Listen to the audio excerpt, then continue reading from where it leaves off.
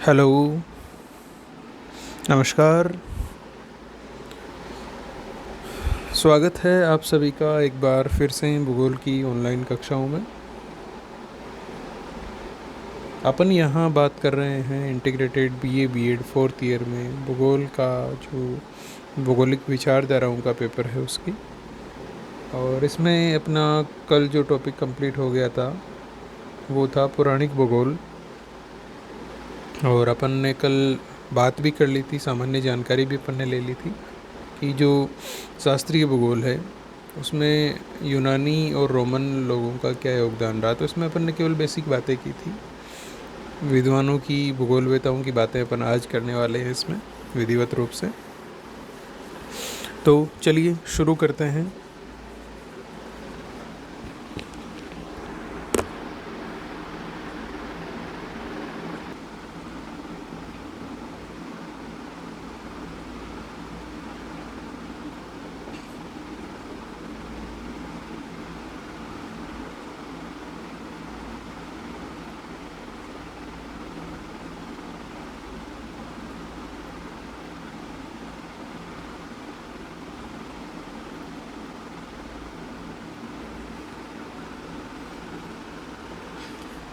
देखिए, इसमें सामान्य बातें हैं जो अपन ने कल बात की थी वो आज आप लिख लीजिए।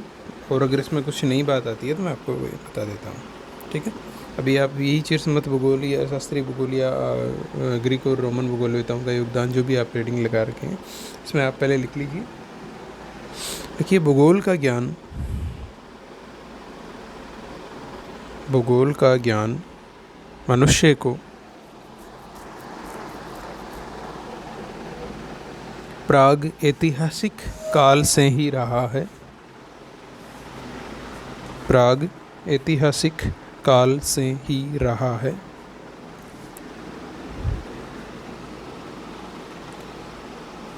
तथा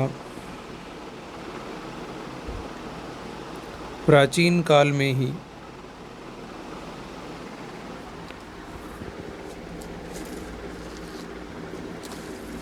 मनुष्य ने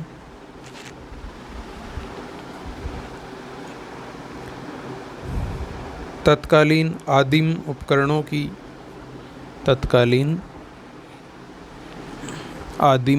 उपकरणों की सहायता से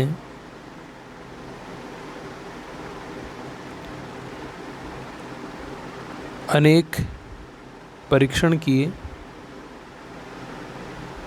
और सूर्य, चंद्रमा तथा नक्षत्रों के बारे में ज्ञान प्राप्त किया और विविध जानकारियां जुटाई।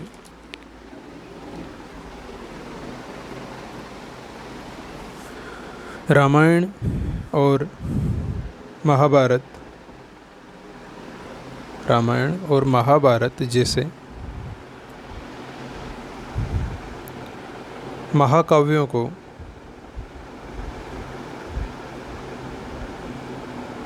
आज भी भौगोलिक ज्ञान का विश्वकोश कहा जाता है,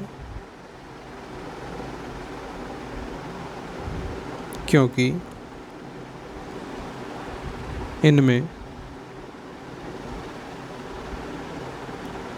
पर्वतों, पठारों, नदियों,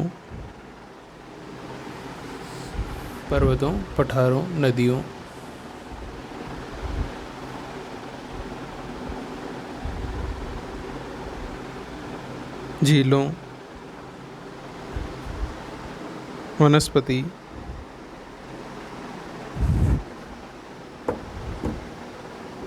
आदि सभी का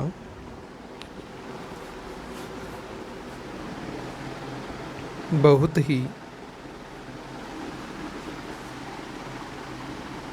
स्पष्ट तरीके से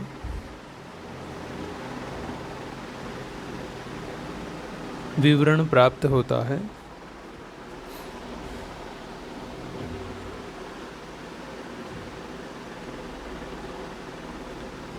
अगली लाइन से लिखो।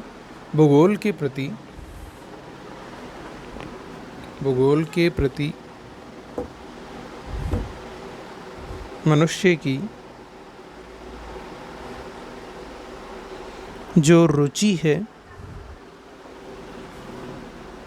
यह आज से नहीं है, बल्कि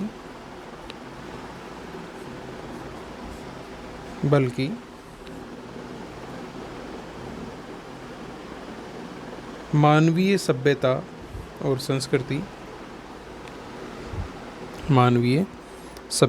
और संस्कृति की उत्पत्ति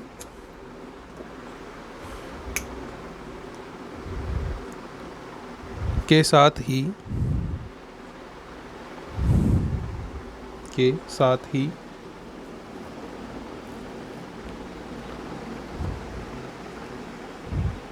ये रुचि जागृत हुई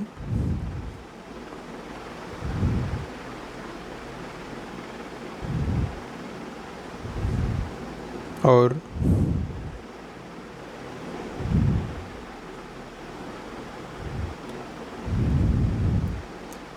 इसकी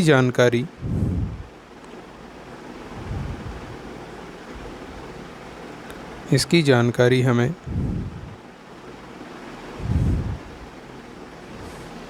अनेक स्रोतों से मिलती है, जैसे भारत में वैदिक काल से ही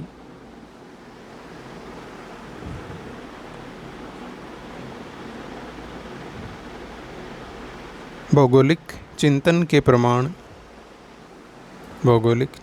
प्रमाण के रूप में वेद, पुराण, उपनिषद,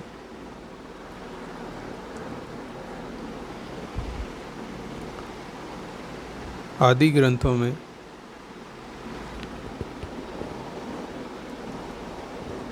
जानकारियाँ उपलब्ध है। साथ ही सभी प्राचीन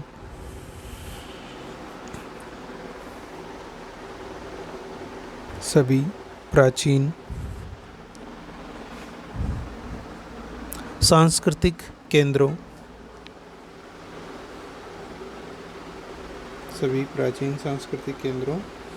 जैसे यूनान, मेसोपोटामिया,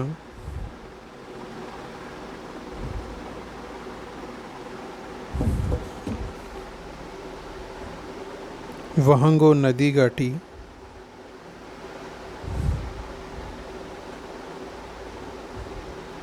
यांगटी सिक्यांग नदी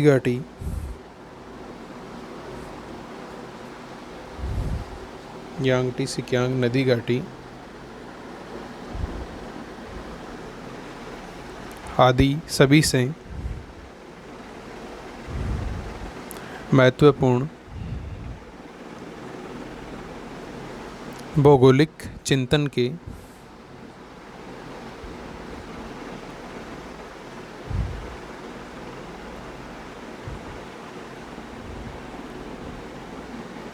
बारे में लेखन के प्रमाण प्राप्त होते हैं।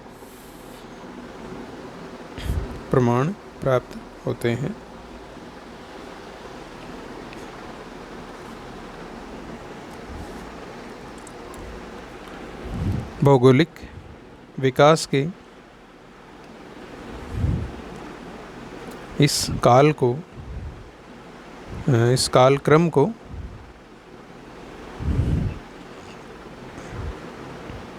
निम्नलिखित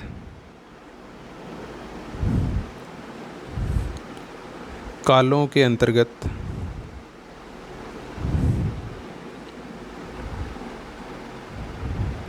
विभाजित करके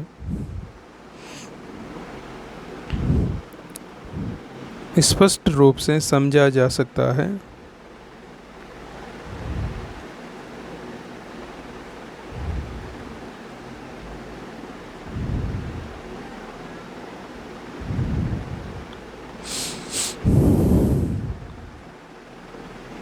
अब हेडिंग लगाइए आप, शास्त्रीय काल या स्वर्णिम काल या चीर सम्मत काल।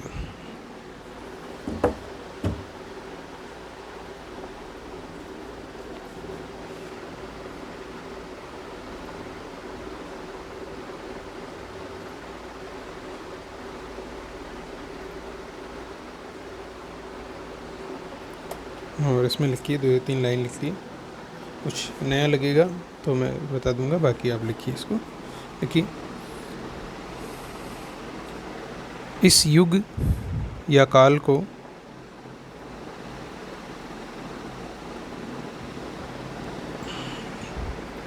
स्वर्णिम काल या चिर सम्मत काल भी कहा जाता है।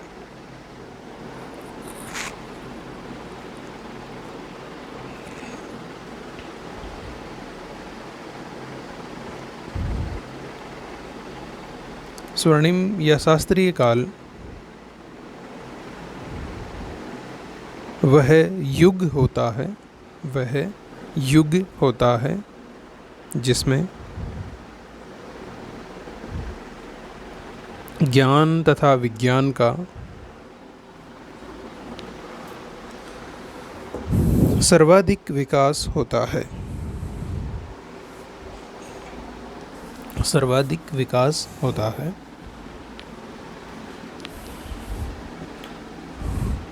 इस शास्त्रीय काल को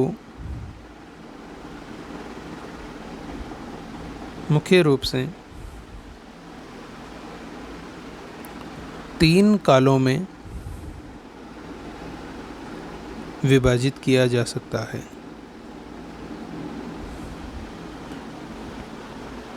और नंबर 1 हेडिंग बनाइए इसमें, प्रथम शास्त्रीय काल। प्रथम शास्त्रीय काल, और इसका समय क्या रहेगा? 600 ईसा पूर्व से 300 ईस्वी तक।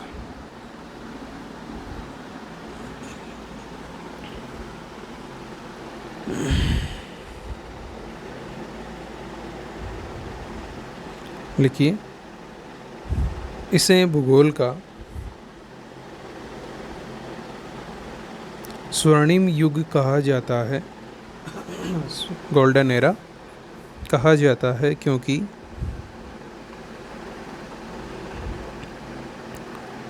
इस युग में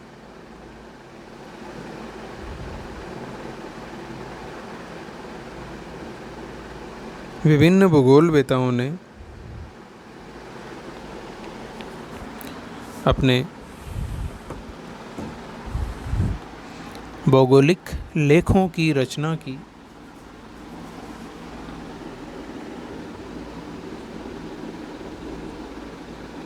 और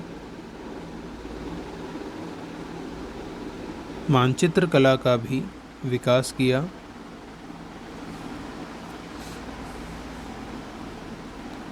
साथ ही भूगोल के अर्थ,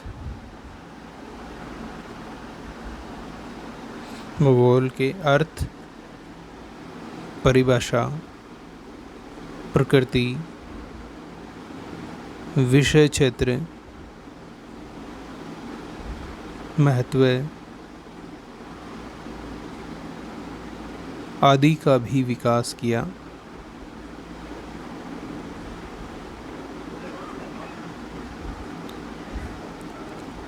इस युग के प्रमुख प्रणेता या विकास करने वाले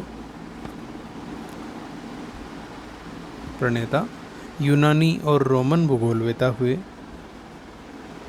यूनानी और इसी की अपन को बात करनी है, यूनानी और रोमन भूगोलवेता हुए, जिसमें यूनानी भूगोलवेताओं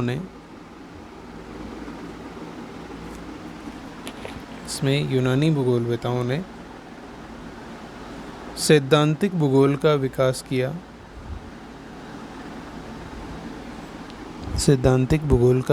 किया। और रोमन भूगोलवेताओं ने प्रयोगात्मक भूगोल का विकास किया। देखिए, ये जो बातें अपन लिख रहे हैं एकदम इजी लैंग्वेज में है, एकदम इजी, मतलब नॉर्मली आप इसको पढ़ के आसानी से समझ सकते हो क्या लिखा हुआ है, ठीक है ना। तो जो प्रथम शास्त्रीय काल है, इसको भी अपन 3 भागों में बांटते हैं। प्रथम जो शास्त्रीय काल है, इसका समय है 600 ईसा पूर्व से 300 ईस्वी का। और इस शास्त्रीय काल में जो भूगोल का विकास किया, इसका श्रेय जाता है यूनानी और रोमन भूगोलवेताओं को।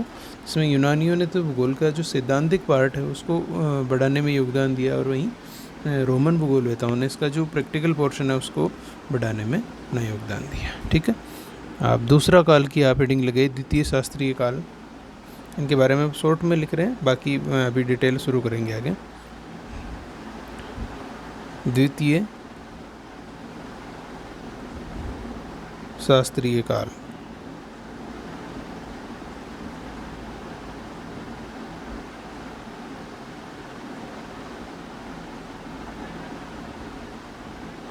ठीक है।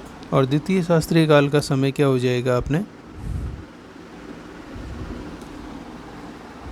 देखिए शास्त्रीय काल वही रहेगा जिसमें केवल भूगोल का विकास हुआ है। इसमें अपन सारे कंटिन्यू नहीं ले सकते, तो इसका समय माना जाता है 1769 से 1904 के बीच का।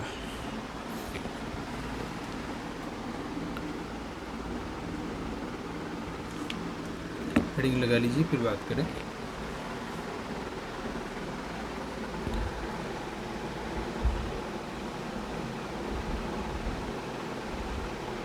लिखिए, द्वितीय शास्त्रीय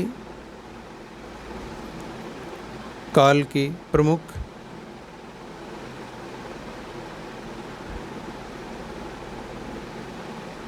प्रणेता हम्बोल्ट, रीटर और रेटचेल को माना जाता है।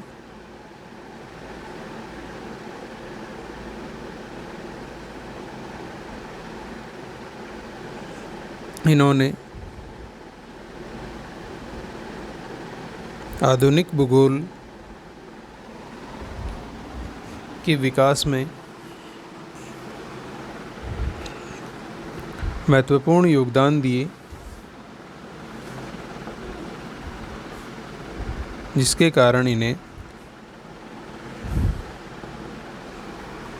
आधुनिक भूगोल के आधार स्तंभ भी कहते हैं।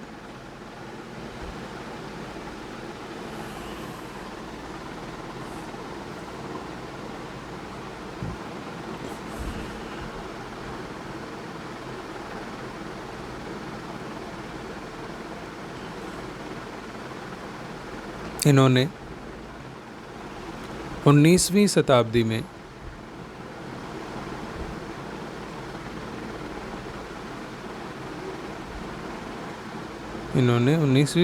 में शास्त्रीय काल और वैज्ञानिक भूगोल में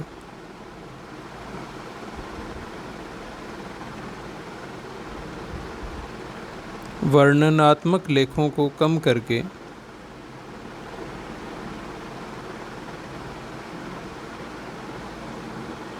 भौतिक और सामाजिक विज्ञानों से प्राप्त तथ्यों के आधार पर भौगोलिक ज्ञान को संगठित कर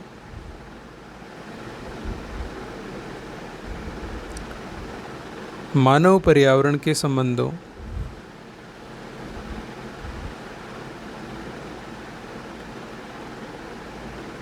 के बारे में खोज करने पर बल दिया।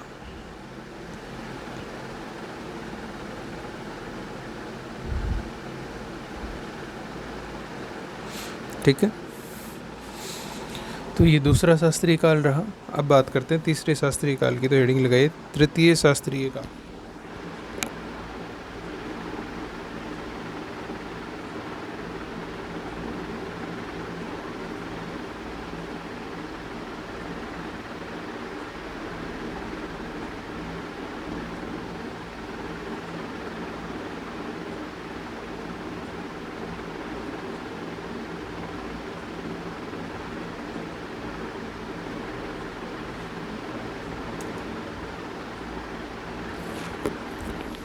देखिए, वर्तमान जो काल है इसको तृतीय शास्त्रीय काल ही माना जाता है, क्योंकि अभी भी भौगोलिक अन्वेषण है वो जारी है।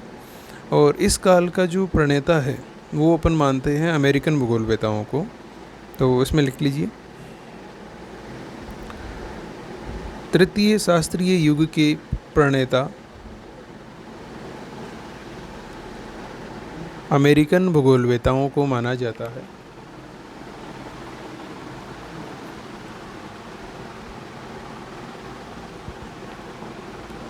और इस काल की शुरुआत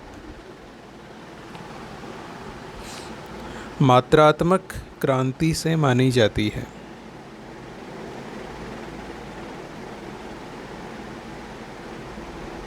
जिसकी शुरुआत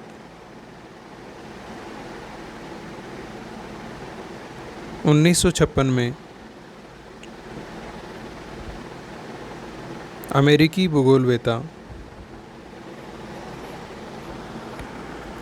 भूगोलवेता मेटकार्ट के द्वारा भूगोल में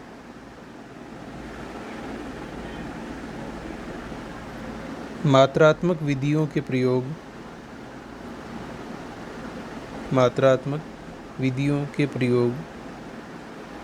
के द्वारा किया गया। और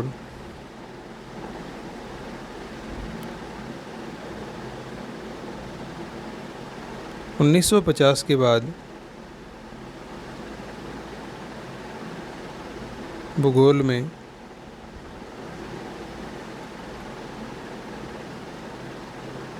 अनेक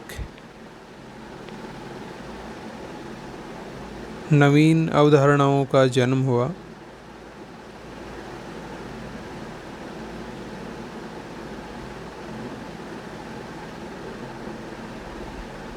अनेक नवीनतम अवधारणाओं का जन्म हुआ और